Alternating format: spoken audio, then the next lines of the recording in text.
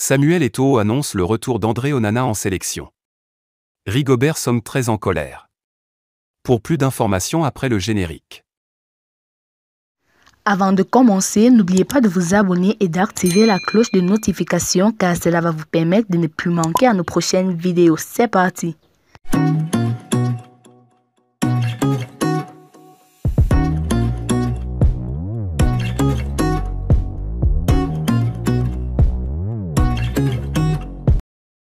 Retour d'André Onana en sélection, Samuel Eto'o affirme qu'il laisse la décision finale à Rigobert Song. Contrairement à certaines informations présentant Samuel Eto'o comme un président sélectionneur, le président de l'EFECAFOOT s'exprimant sur le cas André Onana, s'en remet au choix de Rigobert Song.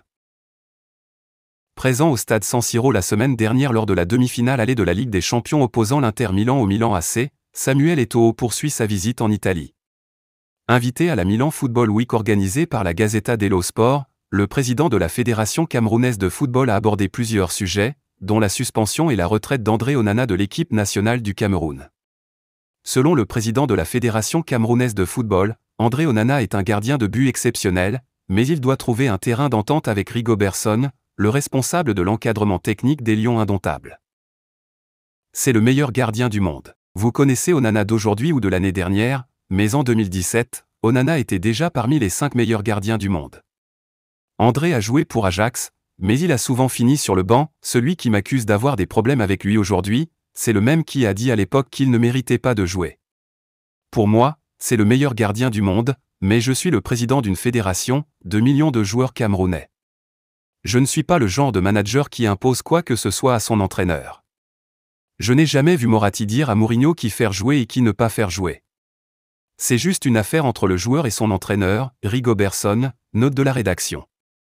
Quand ce dernier me dira qu'il est content d'Onana, il n'aura pas de problème à revenir. Je dois être une solution pour le technicien, pas l'autre, a-t-il déclaré sous un ton laudateur, dans des propos relayés par Finternews.it.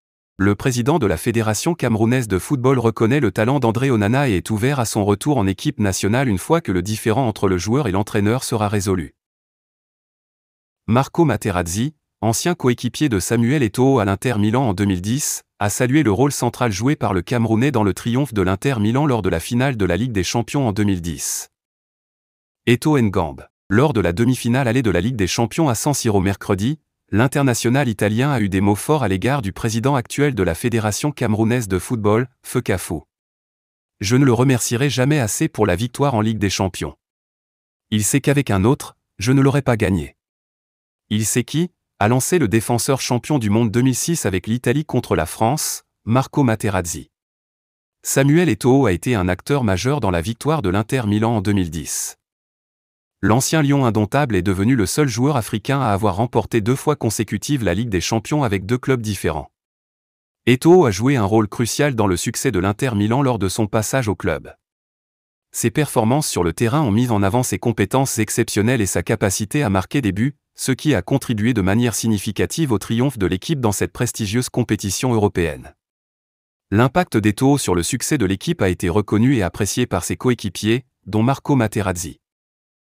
Samuel Eto'o, un triplé historique. En remportant la Ligue des Champions 2 fois de suite, d'abord avec le FC Barcelone en 2009, puis avec l'Inter Milan en 2010, Eto'o a solidifié son statut de l'un des plus grands footballeurs africains.